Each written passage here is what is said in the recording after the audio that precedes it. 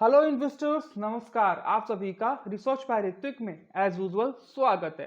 तो मंडे 7 अप्रैल को Asian stock market में भारी गिरावट देखी गई है और उसका रीजन है यूएस प्रेसिडेंट डोनाल्ड ट्रंप के लगाए हुए बड़े टैरिफ, जिसका जवाब चाइना ने भी टैरिफ लगाकर दिया है, जिससे एक और ट्रेड वार बढ़ गया है, जिससे लोगों को रिसेशन का डर लग रहा है। जबकि बाकी कंट्रीज इस जिद्दी प्रेसिडेंट से कॉम्प्रोमाइज करने की कोशिश कर रहे हैं, क्योंकि जैसे तैसे last market crash correct valuation के बाद संभला और फिर जब हर चीज अच्छे से चल रहा था और स्टॉक मार्केट प्रॉफिट जनरेट कर रहा था, तब अब नया ड्रामा रेसिप्रोकल टैक्स स्टार्ट हुआ और चाइना ने भी टैक्स बढ़ाकर रिप्लाई देते हुए बोला कि हम भी किसी से कम नहीं हैं।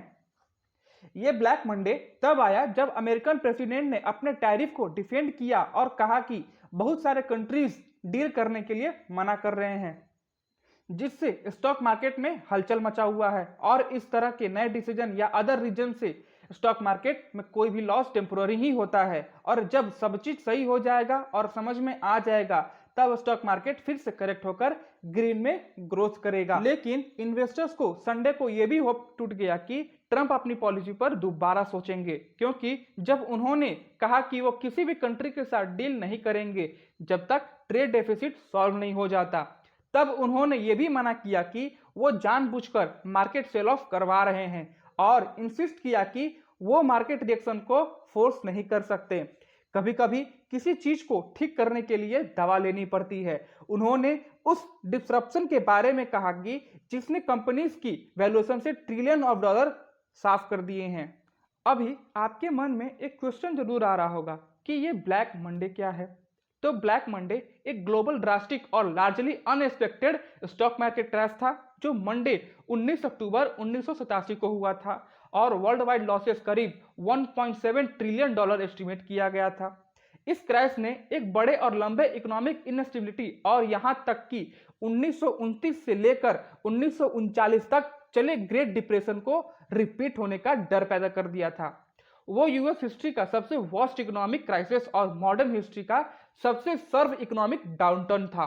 रिसेशन के डर पर कमेंट करते हुए एनालिस्ट ने कहा कि हमें लगता है कि यूएस में बहुत जल्दी ही रिसेशन देखना पड़ सकता है और ये पूरे साल या उससे ज्यादा तक चल सकता है या फिर काफी लंबा भी हो सकता है। और अगर यूएस में रिसेशन होता है तो ऑफ कोर्स चाइना भी फील करेगा, क्योंकि उसके गुड्स की डिमांड और भी बुरी तरह से हिट होगी और ये उतनी बुरी तरह से भी ज्यादा हिट हो सकता है जितना कि टैरिफ की वजह से भी नहीं हुआ हो,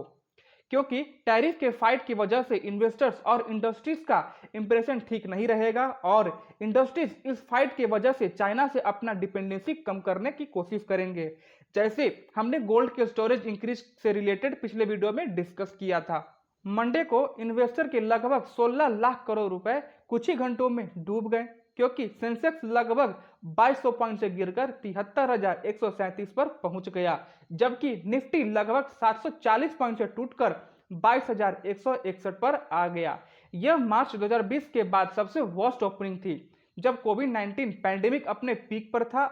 ये 4 जून 2024 के बाद सबसे बड़ी सिंगल डे फॉल है, जबकि इंडेक्स भी ज्यादा गिरा है। इस साल के सेकेंड मार्केट क्रैश के सिचुएशन को देखने के बाद एनालिस्ट ने एक्सपेक्ट किया है कि यूएस टैरिफ के चेंज होने से इन्फ्लेशन बढ़ने और ग्रोथ स्लो होने की पॉसिबिलिटी है, और उन्होंने हायर अनएम्प्लॉयमेंट के बूस्ट होने की रिस्क की वार्निंग भी दी है। ट्रंप के थ्रू लिए गए इस डिसीजन से यूएस के सेंट्रल बैंक के लिए हेडेक बन सकता है, क्योंकि वो इंटरेस्ट रेट कट की नीड को बैलेंस करने की कोशिश कर रहे हैं ताकि इकोनॉमी को सपोर्ट किया जा सके और प्राइसेस को कंट्रोल में रखा जा सके। और उनके कमेंट्स ट्रम्प के इंसिस्ट करने के बाद आया है कि मेरी पॉलिसीज कभी नहीं बदलेगी, और उन्होंने फेड से रेट्स कट करने के लिए इंकरेज किया है। पॉवेल के हाथ बंधे हुए हैं। एसपीआई एसेट मैनेजमेंट के स्टेफन इंस ने कहा है कि उन्होंने एक्नॉलेज किया है कि टैरिफ इन्फ्लेनेटरी और रिसेशनरी है, लेकिन वो रेस्क्यू कर सकें उसका कोई सिग्नल नहीं दे रहे हैं, और यही प्रॉब्लम है। इस बार फेड का inflation mandate use safety net rolled up रखने पर फोकस कर रहे हैं, जबकि एसेट प्राइसेस चल रहे हैं। उन्होंने ये भी कहा है कि मार्केट फिर से फ्री फॉल मोड में है और ट्रम्प की टीम भी किसी तरह का रिस्पॉन्ड नहीं कर रही है, जिससे लगता है कि टैरिफ को बार्गेन चिप नहीं बल्कि विक्ट्री लैप की तरह ट्रीट किया जा रहा है।